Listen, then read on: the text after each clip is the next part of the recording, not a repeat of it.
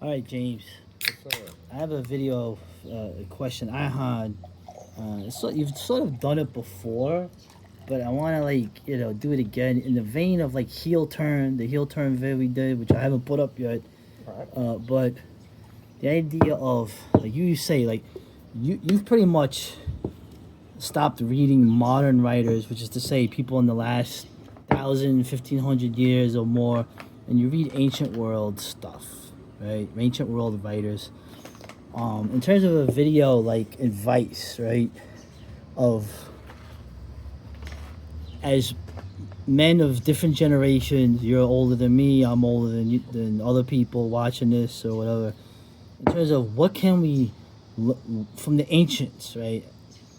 I don't mean religious or whatever, but what ancient world? What can we learn from the ancient world mindset that can benefit us today in this world of just like ridiculousness of modernity?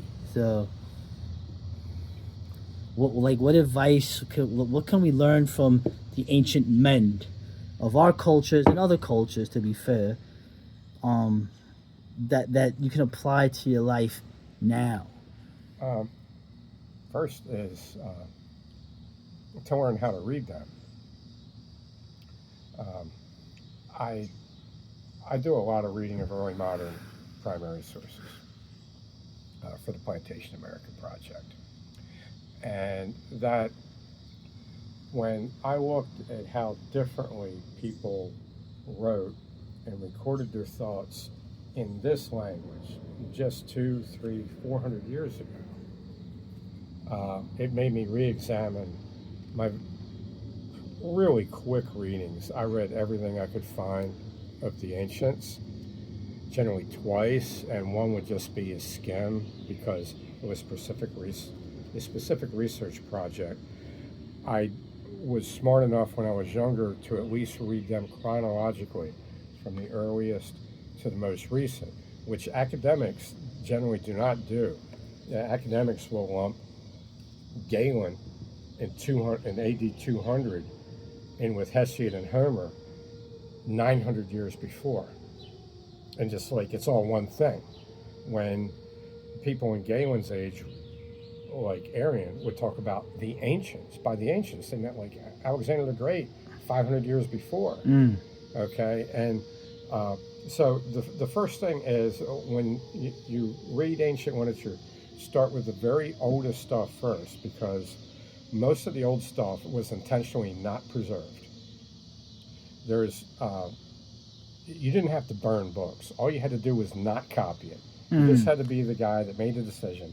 No, we're not copying this. Mm. That's it. That's all you had to do. So it didn't. Of course, it was prejudicial. It didn't have to be malicious. It could be I've got one copyist. What am I going to have him copy? The book that all the ancients looked to was the Iliad of Homer. So I wouldn't touch any of the ancient stuff until you read the Iliad and then listen to it a couple of times because it was composed to be listened to. And when you listen to it, you'll pick up things that you're not trained to pick up when you're reading it. That's a good point. It was meant to So, be right. It was meant to be listened to, right? Not essentially read. so Now, that's one, okay. chronologically. And then when you read it, then you listen to it, then you go back and read it again. That's what I'm doing for my history projects. That will clue you in on how they communicated. One thing I can tell you that they did compared to, for instance, somebody that writes today, like me, they compressed their thinking and their meaning a lot more. I've got a computer file that can hold an infinite number of words. I can write a 3 million word book if I want to. Arian's actually writing. Oh, with a Okay, quill. right. Yeah, So he's got to dip that.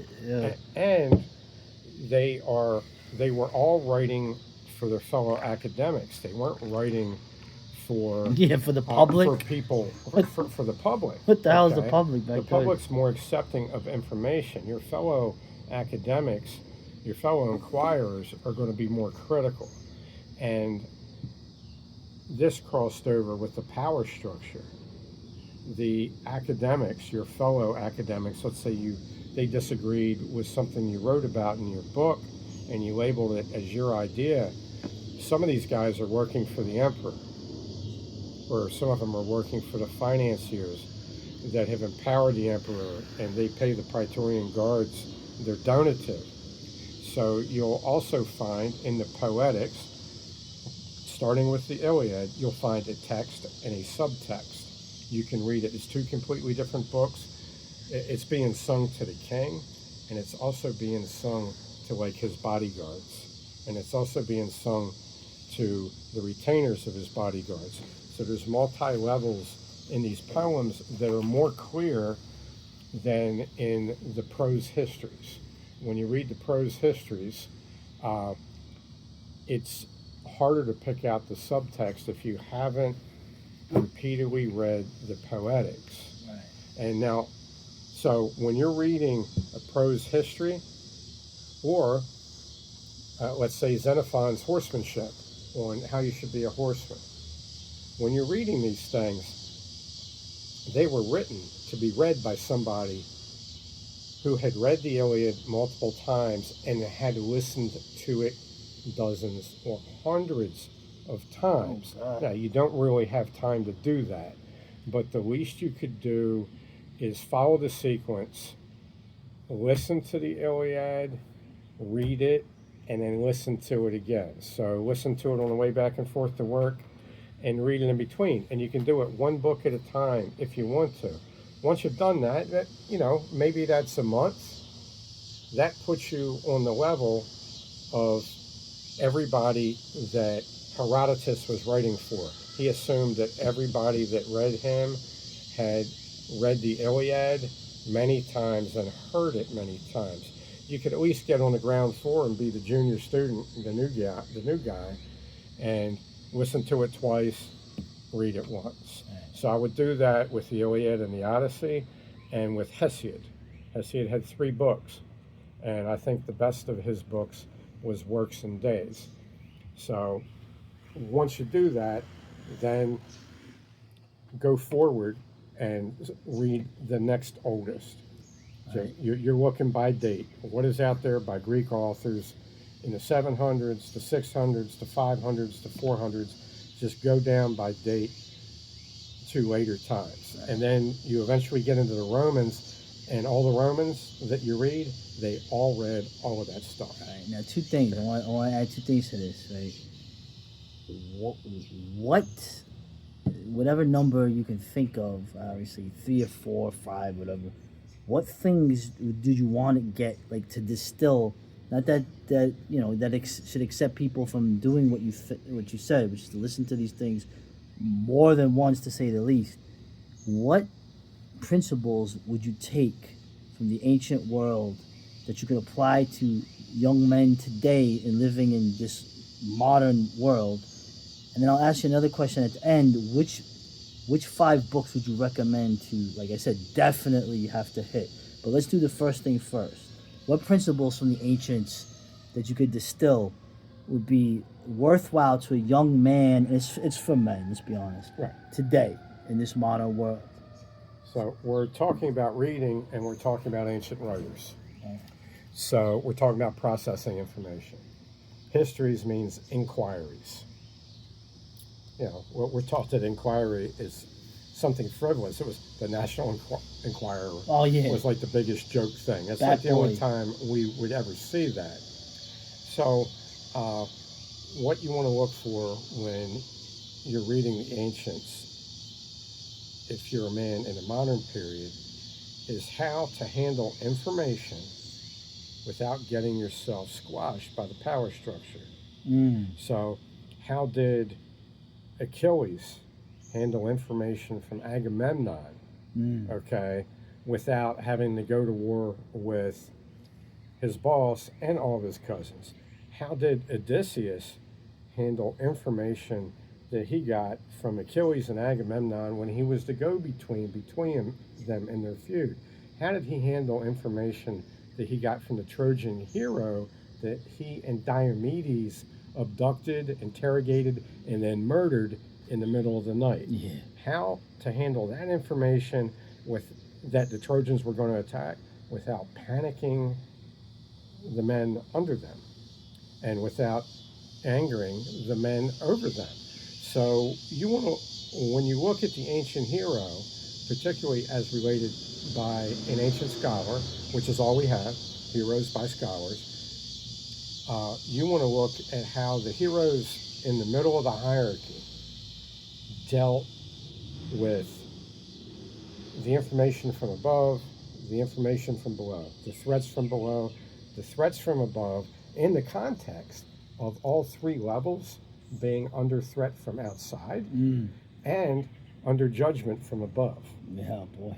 Okay, so you look at it. Judgment from above, threat from the outside, three-tiered sandwich in the middle with slaves underneath. Okay. Okay, so you're not even thinking like a slave. That's your car. Right. Okay, that's this, right? So if I'm Shaka Zulu, this is a fat bitch I'm sitting on her ass while I'm talking to you, okay? Because I got a bad back from, killing the Zoshas. But that's the main thing you want to get out of it is how you use information that's maybe contrary or oblique to the general opinion or the power opinion, and not let this information get you killed. And our modern culture of critique, our culture of debate, and so-called critical thinking, all of these things are designed to pull you out and get your ideological head cut off and to put you out of business and to make you poor so you go insane and you blow your brains out in an alley. That's what our modern system of thinking is geared towards, which is drawing you out. So if you read 1984, our whole system of education is in effect that whole police state that Orwell described that finds the dissident and then crushes them with the boot, with the iron heel. So that's how you want to read the ancients if you're a modern person now, because those ancient authors faced all the same threats that you face. Oh, yeah. Okay? They're singing or writing for the guy that has the power, life and death over them at any time. Oh, yeah. At any time. And if he's a good king, he does not want you to fudge things. If he's a bad king, he's going to demand that you fudge things, and you're going to have to deal with both because his son's going to have been corrupted. Right. And you're still going to be there when the old king goes and the prince steps up. So you have to be flexible. Right. So you have to be able to deal when your guy's in power and when their guy's in power. How about some more personal attributes of, like you were talking about, like the ancients, in terms of like we're infected. Let me not say it like that. We're very Christian in our thinking, which is a whole other world. But now it's secularized. It's been there's some heresies of it. You know what I'm saying? But like some like maybe some ancient world, like looking at the world to help you through now.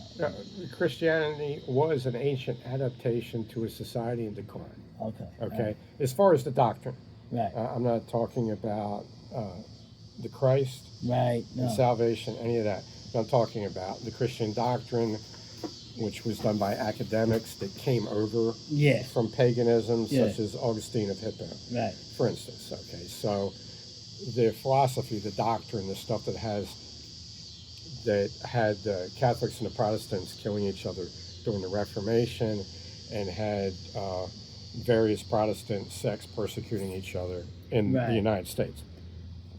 That doctrine was a form of civics that was an adaptation to a long-term societal decline. We're under a 70-year decline in our society. Okay, the Romans were when Christianity really comes into general view in the 150s AD. Rome had already been in decline for hundreds of years. Roman decline is traditionally marked by the Romans as having started in about 80 BC. Right. This is 3 generations before Jesus Christ is born. Okay, so there's that to consider. But what I would really look for is the hero as an example of either adaptability or defiance. And you have a choice. You can be Achilles, or you can be Odysseus, Right. or you could be Diomedes. You have all these different levels of heroism, these different, there's the social level of the hero, and there's the intensity of the hero. The most intense hero, the Iliad, was Diomedes. Nobody discusses him, okay? But he was admired by Achilles and Odysseus, and he feared both of them because Odysseus was smarter than him, and Achilles could kick his ass. Okay? So you want to look at the different heroes, and Agamemnon was a hero too. He was in the ultimate thankless task of being a king. Right. Yeah. Okay, so I would read, skip ahead, and before you read Homer and Hesiod, just read the first book of Herodotus, which is titled Cleo. It's not a very long book. It's like it's an hour and a half listen, and it's read at like a slow cadence. Get the really nice. Go to Barnes and Noble and get the landmark Herodotus. Okay, and it's got nice spacing and everything. Nice big book. And later on, after you read it, and maybe you could read these footnotes. But if you read Cleo, Cleo is about the history of why Europe and Asia are always at war.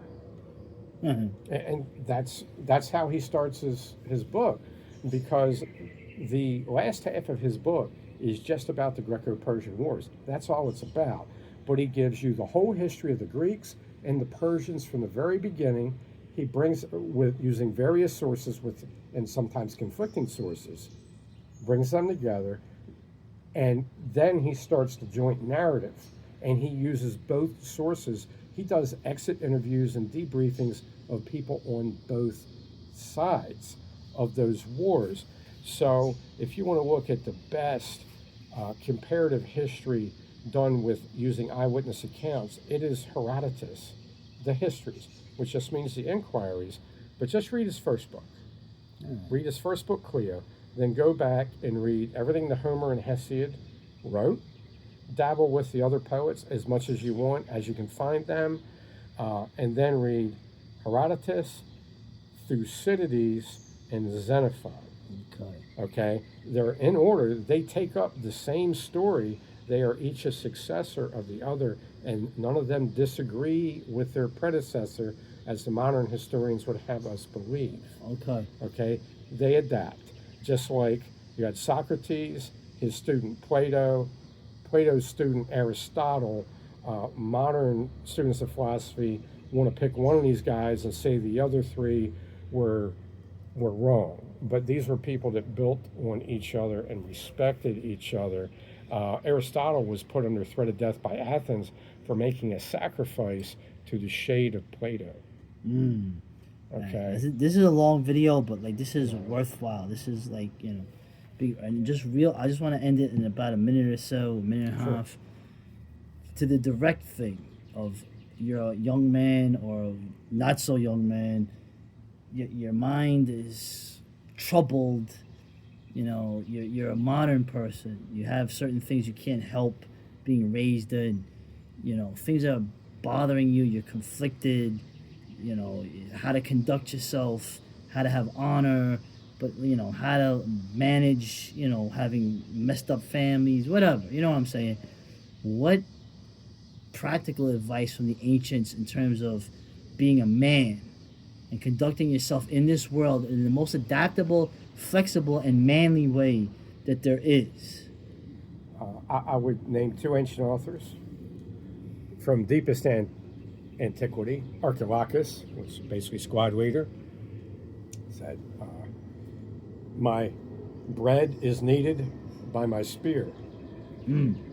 My wine is fermented by my spear, which I lean upon as I drink my wine. Well, that's cool. He's a stud. He's the gangster rapper. You know, gangster rapper. Seriously, he's the gangster rapper of antiquity. That's what he was. And the other man,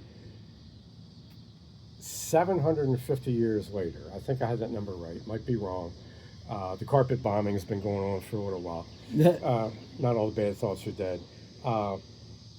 Tacitus writes, when he was describing the extreme modesty of Agricola, who was the best of the Romans of his age, his main threat was not the barbarians, who he respected and defeated, but his bosses, the Roman executives and administrators and their financial backers, who hated him because they knew the people would love him because he was heroic and he led from the front, is to remember that no person hates you more than the person that wronged you.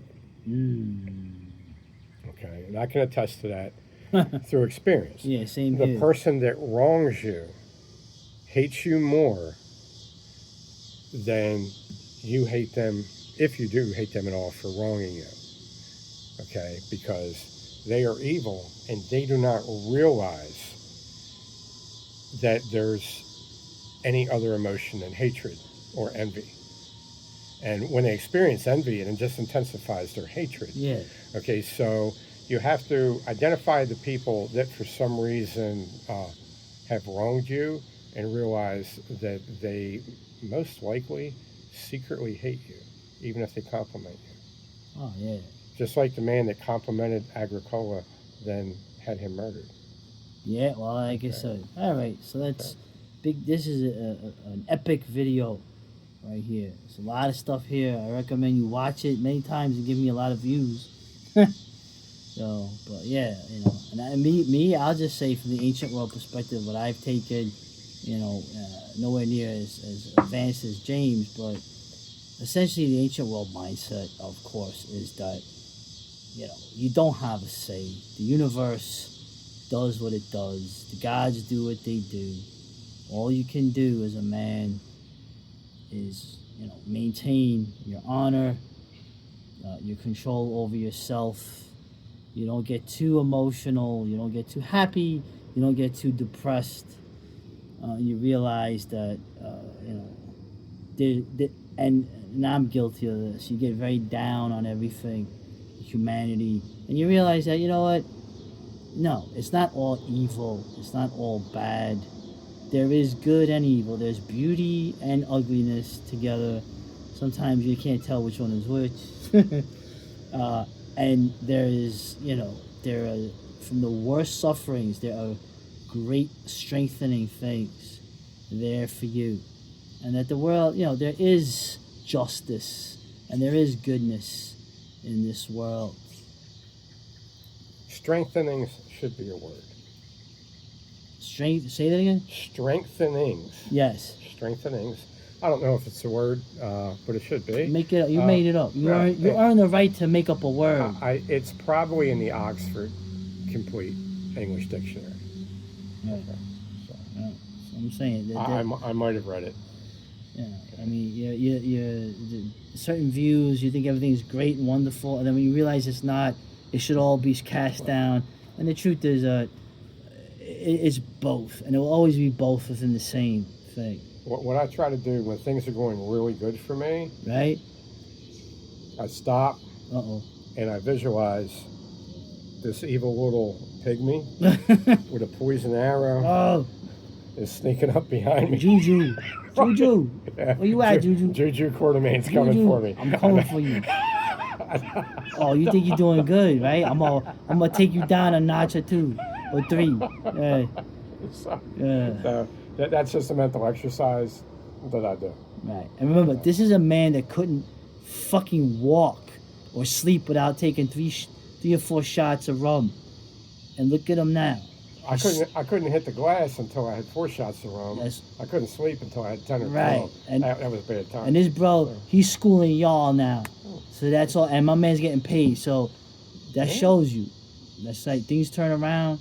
Yeah. Thanks, man. I didn't realize you were cutting me a check. I mean, I thought this was... Well, I'm saying, you like paid into it. That's right. Yo, however long this SS lasts, man, grab that shit as soon as you can. So...